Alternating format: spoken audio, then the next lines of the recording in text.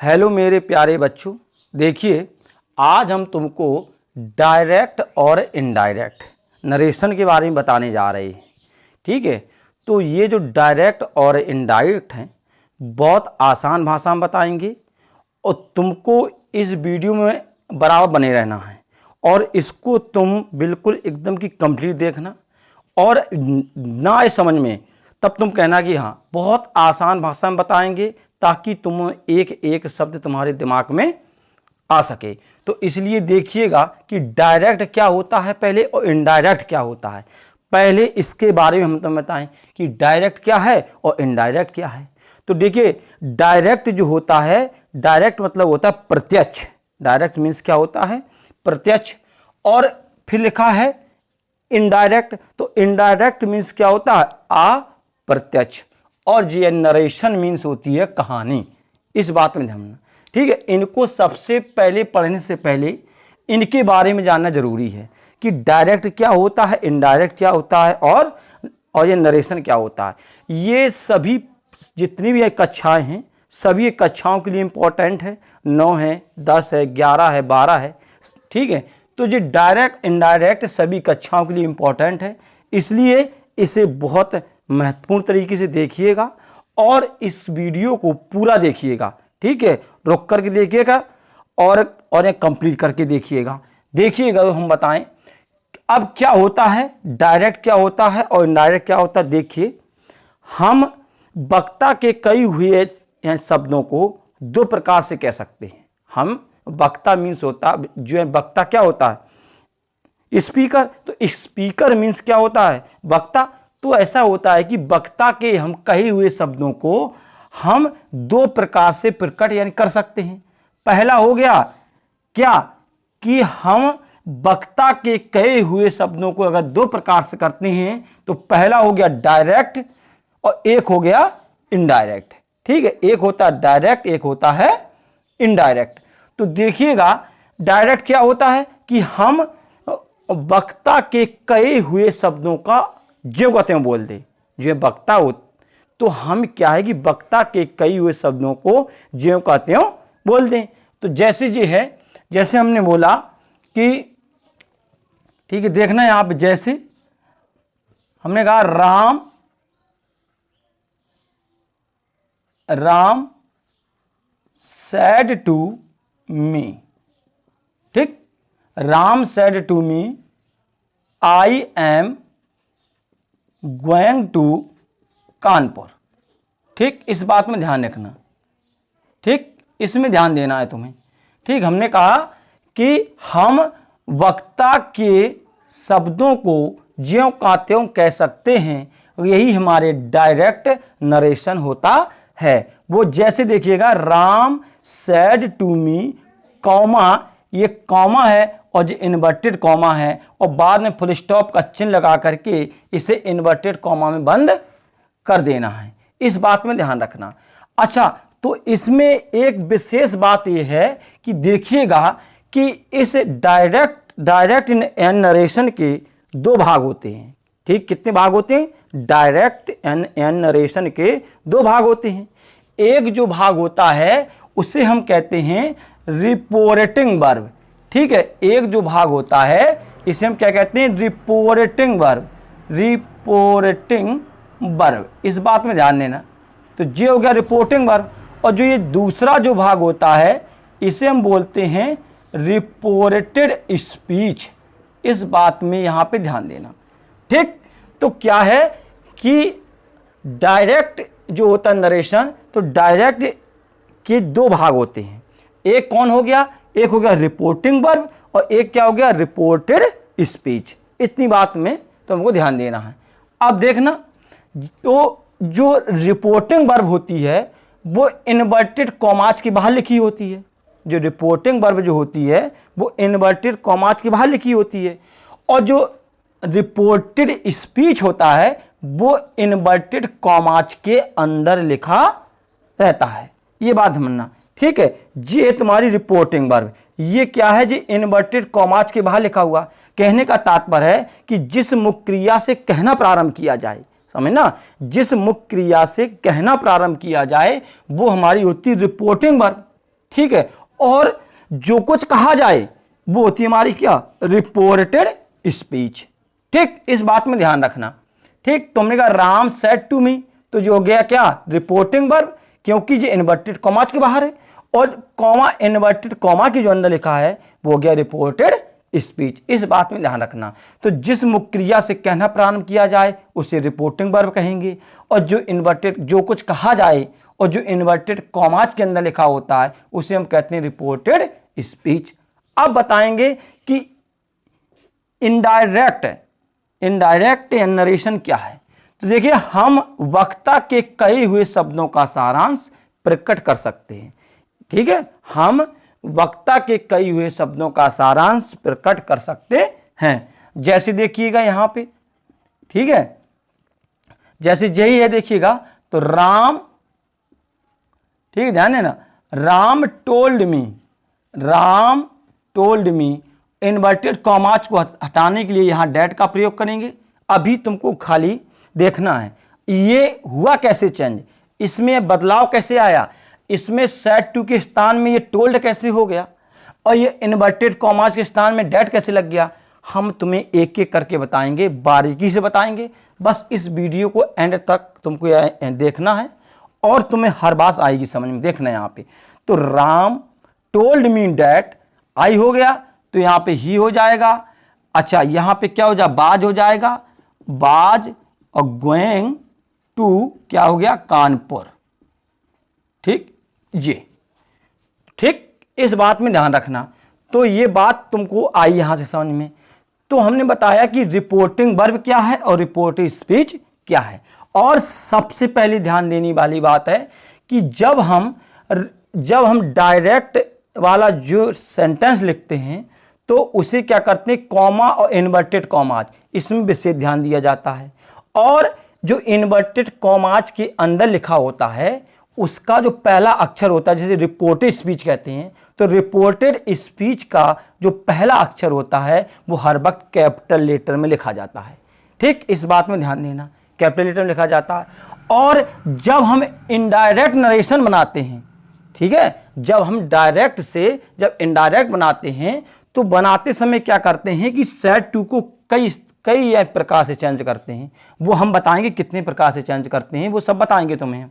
और क्या करते हैं कि कॉमा, इन्वर्टेड कॉमा को वहां से क्या कर देते हैं, हटा देते हैं, और बाद में जाकर के एक फुल स्टॉप का इस्तेमाल यानी कर देते हैं। ये बात इतनी आई समझ में। अब आगे देखना, अब देखो कि ये हो गया। अब देखेंगे कि अर्थ की दृष्टि से, किसकी, अर्थ की दृष्टि से जो तुम्हारे सेंटेंस होते हैं डायरेक्ट डायरेक्ट के भी 5 प्रकार के होते हैं।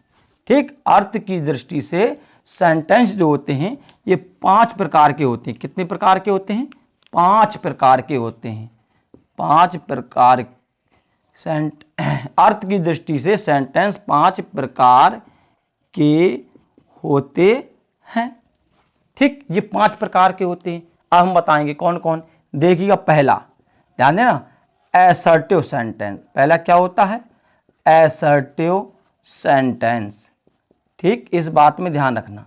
पहला हो गया कौन सा, असर्टिव सेंटेंस। नंबर दूसरा, इंट्रोगेटिव सेंटेंस। Interrogative sentence. ठीक, ये हो गया इंट्रोगेटिव सेंटेंस। फिर इसके बाद तीसरा जो होता है वो होता है इंपरेटिव सेंटेंस।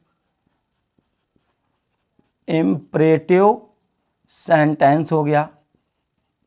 ठीक, और नंबर जो चौथा होता है वो ऑप्टेटिव होता है।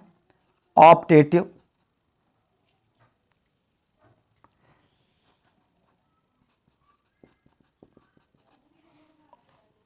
ऑप्टेटिव सेंटेंस हो गया। और जो 5वां होता है वो एक्सक्लेमेटरी होता है।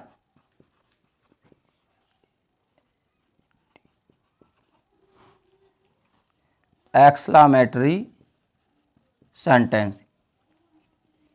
ठीक, तो ये क्या है, जो डायरेक्ट इनडायरेक्ट जो होते हैं, कहने का तात्पर्य ये 5 प्रकार के होते हैं। ठीक, ये 5 प्रकार के होते हैं। पहला होता है एसर्टिव सेंटेंस, दूसरा होता है इंट्रोगेटिव सेंटेंस, तीसरा होता है इंपरेटिव सेंटेंस, चौथा होता है ऑप्टेटिव सेंटेंस और पांचवा होता है एक्सक्लेमेटरी सेंटेंस।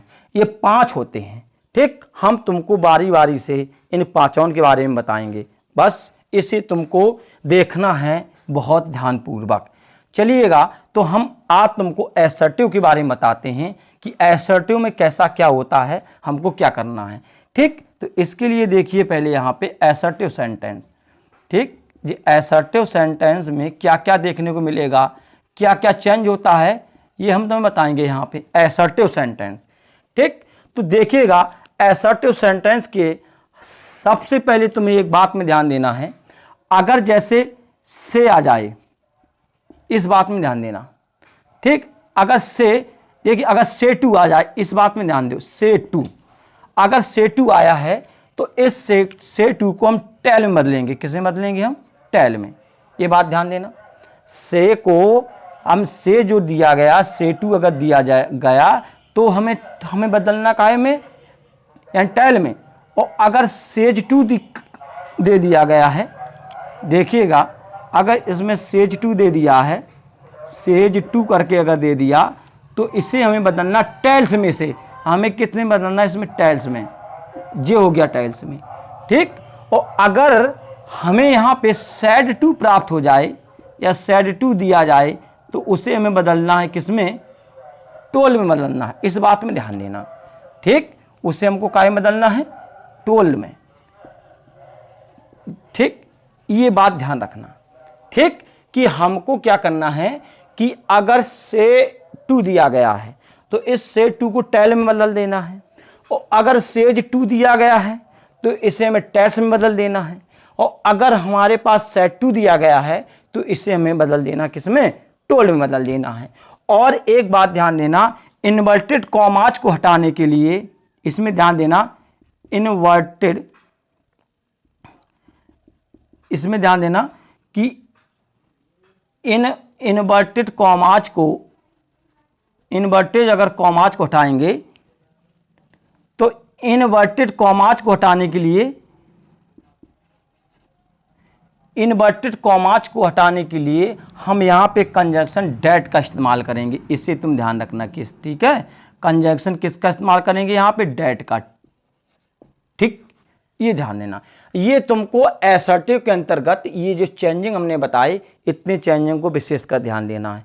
ठीक, अगर से टू आ जाए उसे बदलना है टेल में, और अगर सेज टू आ जाए उसे बदलना है किसमें? टेल्स में। अगर से टू आ जाए, सेड टू आ जाए तो उसे बदलना टोल में। और इन्वर्टेड कॉमाज को हटाने के लिए हम यहाँ पे कंजंक्शन डेट का इस्तेमाल करते हैं। अब देखिए, अब हम बताएंगे कि इसको कैसे चेंज करना है और किस प्रकार से चेंज नहीं करना है। देखिए इसमें, ठीक है, ये हो गए यहाँ पे देखना।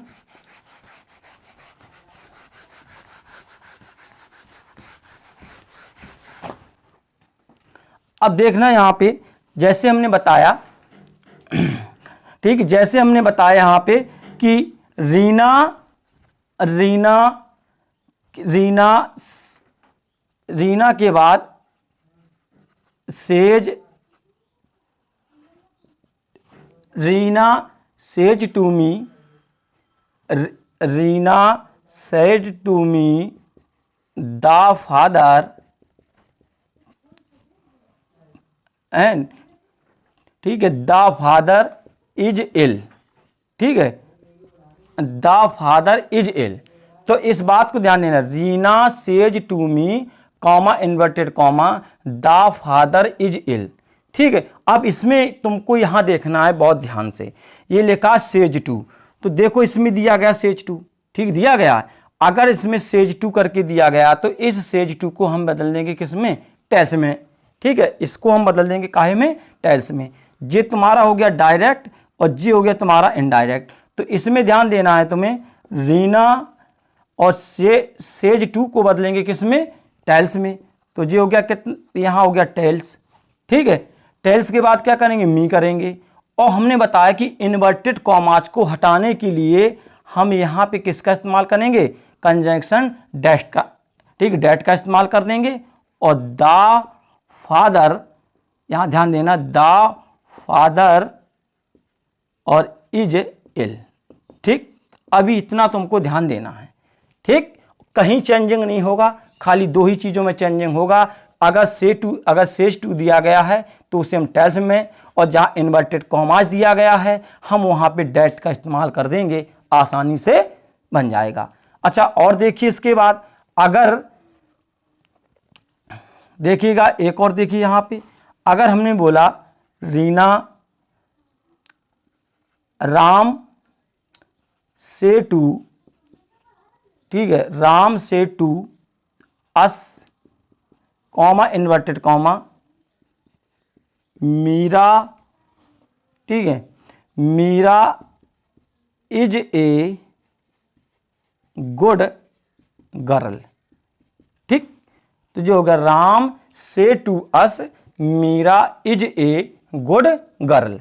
इसको देखिएगा, इसमें देखना, तो अभी हमने बताया कि अगर से टू दिया जाए, कितना दिया, से टू अगर दिया जाए तो इस से टू को हमें बदलना किस में, टेल में बदल देना है।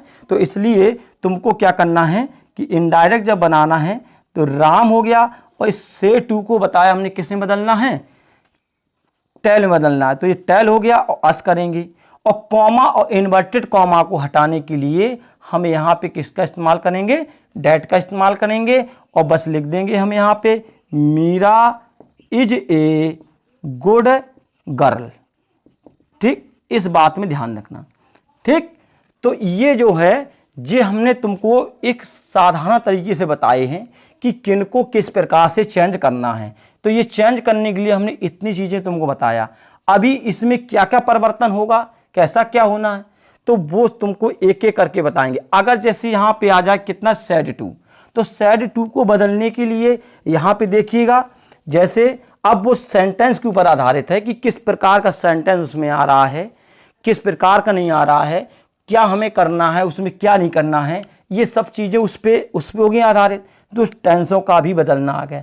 ठीक, तो हम इसके बारे में टेंसों से संबंधित जितनी भी चीज़ें हैं अब तुमको अगले वीडियो में बताएंगे कि किस प्रकार से बदलना है इसे, इनके चेंजिंग क्या होते हैं, टेंसों को किस प्रकार बदलेंगे, हम किस प्रकार से नहीं बदलेंगे, ये और किस में क्या चेंजिंग होती है, हम तुमको अगले वीडियो में एक एक करके बताएंगे। ठीक है, और इसको देखना और इसको अध्ययन करना। ठीक है, और हम तुमको अगले वीडियो में बताएंगे। बहुत बहुत धन्यवाद।